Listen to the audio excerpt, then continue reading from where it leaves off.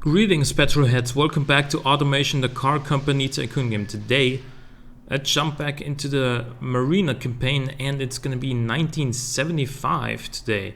So that's gonna mean the fuel crisis has hit the automotive industry, especially for performance cars, and yeah, we all now have to use unleaded fuel and whatnot. I mean, I guess that wasn't...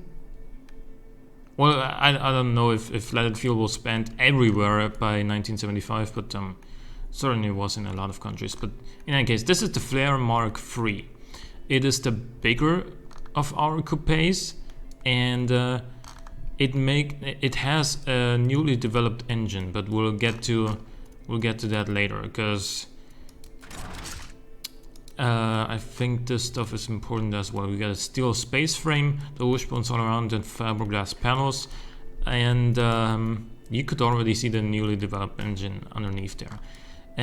It has dual headlights here. It has a little bit of some small fog lights here, some vents.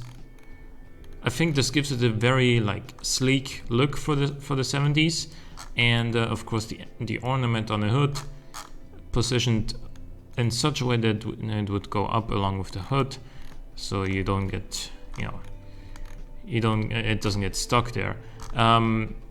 Side indicators and some pretty simple taillights. I actually fiddled with this just a little bit. I put the chrome surrounded taillights, like these ones, on the bottom, and then I put the more shiny ones, the brighter red ones, these ones, over top, and then the orange ones for the indicators respectively. That's what I did. And these are just some normal exhausts. Let's just get rid of that. With a little grill here, resembling a sort of diffuser or something like that, and some reverse lights down here. Now, this is of course a rear-wheel drive like all Marinas, and now we get to the engine. It is a new flat plane V8. It's a dual overhead cam setup with 2 valves per cylinder, because I just thought that it is a more robust setup than the 4 valve per cylinder setup, and it's also cheaper to make, and I think this is gonna be a pretty good compromise between power on the one hand, and also... Wait, why does this have a short cast header? It should have a long tubular header. Okay, now we make a lot more power. So I'm actually probably gonna retune this a little bit. Yeah, so we have dual overhead cam setup, all aluminum of course. The thing is, with the fact that the fuel crisis has arrived, having a the Chevy 400 V8 in there just didn't seem like a good idea anymore, or generally having a cast iron pushrod V8 under the bonnet would make it so we would have to significantly detune the engine if we want better economy, and also we would lose so much power from doing that, so much performance, that it just seemed like a good idea to develop a new engine on our own with a dual overhead cam setup, which makes us more efficient, more powerful, and also produce less emissions. While it does of course come with the costs of developing a new engine, and it being a dual overhead cam setup, it's more expensive to begin with than push rods. So there's positives and negatives of course about this decision.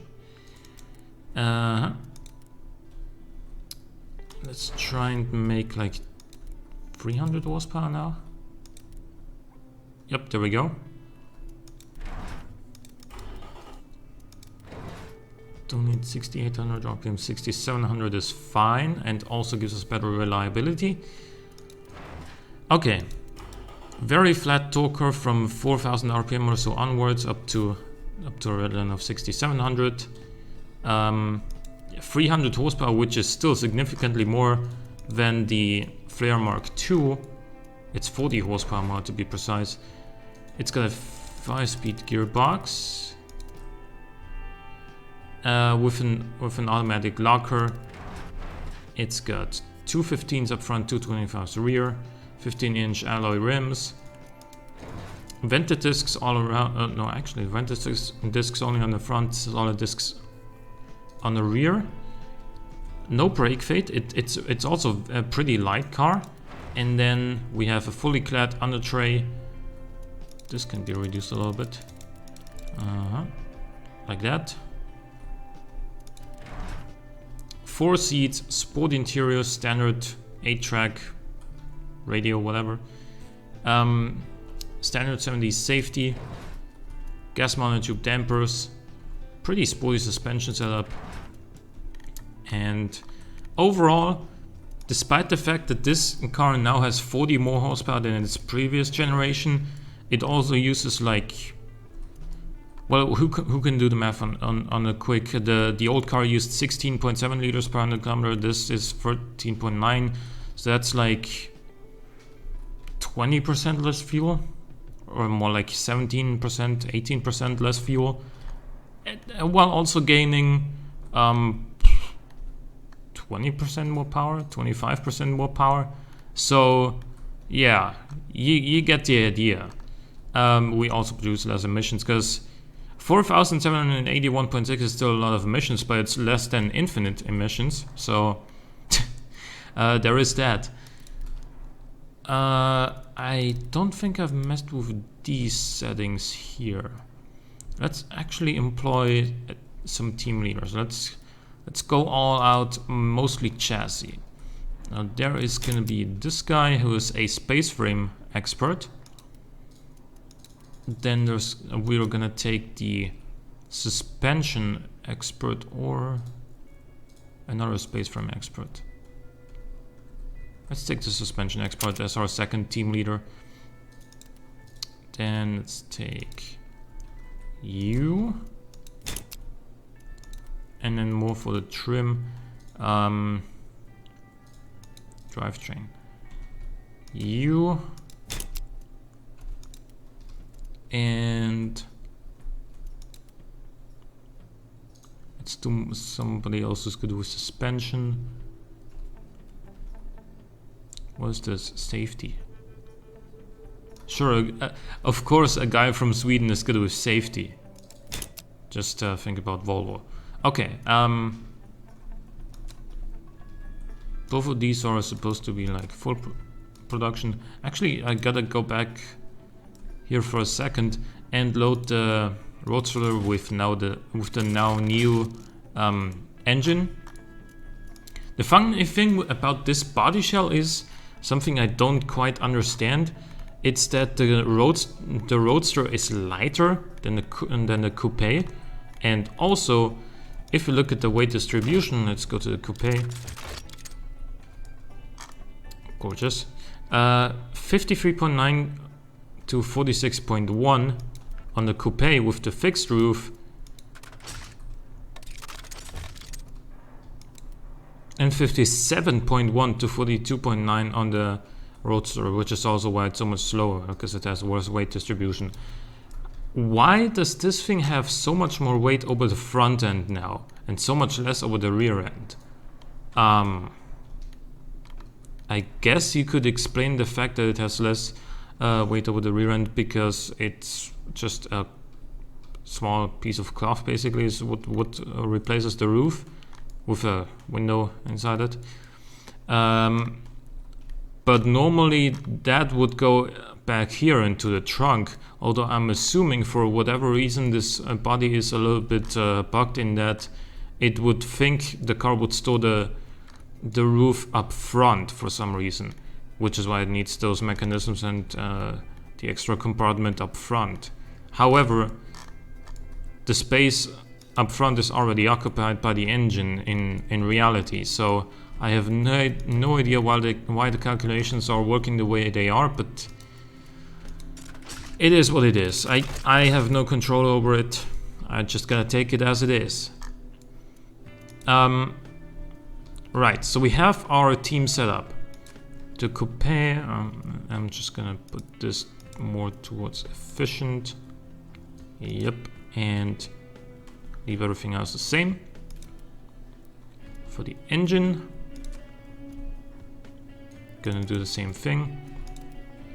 So we want somebody who's good with the top end. This guy, for example.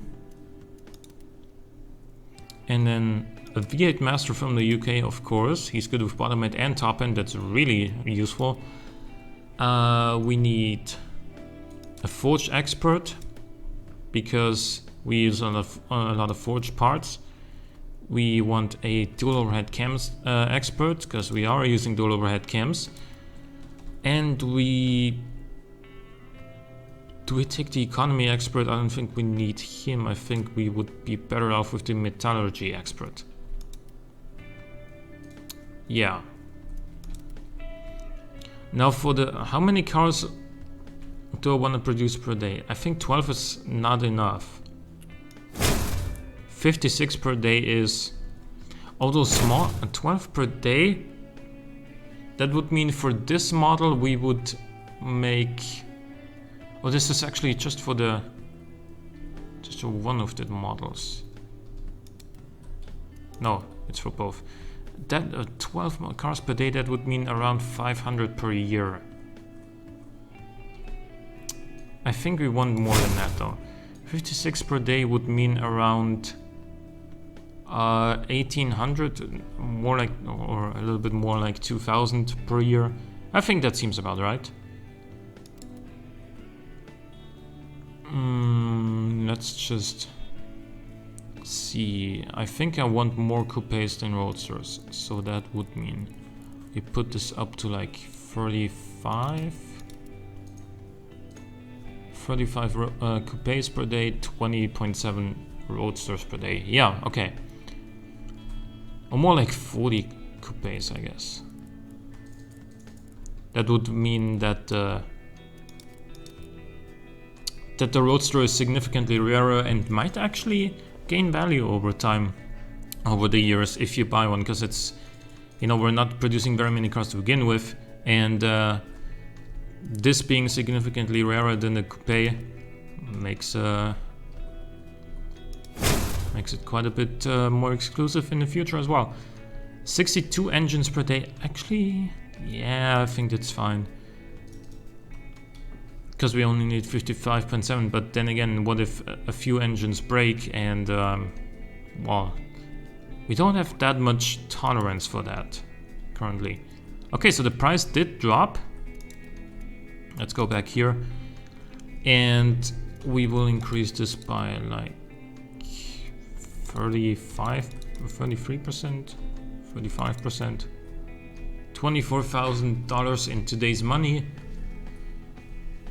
I think that's pretty easily justified, to be honest, given the performance numbers that this thing makes. For its time, 5.2 seconds 0 to 100, 13.5 quarter mile is really good, and 258 kilometers an hour top speed. That is really, really good for 1975. And then the Roadster.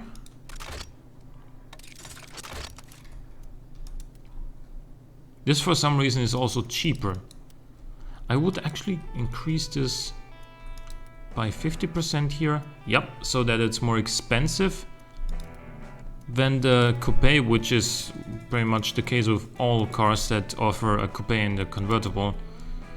So we are making more profit off of the Roadster, which also happens to be lighter and, lighter and therefore more economical for whatever reason. Again, it's pretty much because of a bug, I guess. In any case, that is the Flare Mark III, and that is the first car Marina produces after the fuel crisis. It uses significantly less fuel than before, and it has a new engine, which is probably gonna be used again in the future.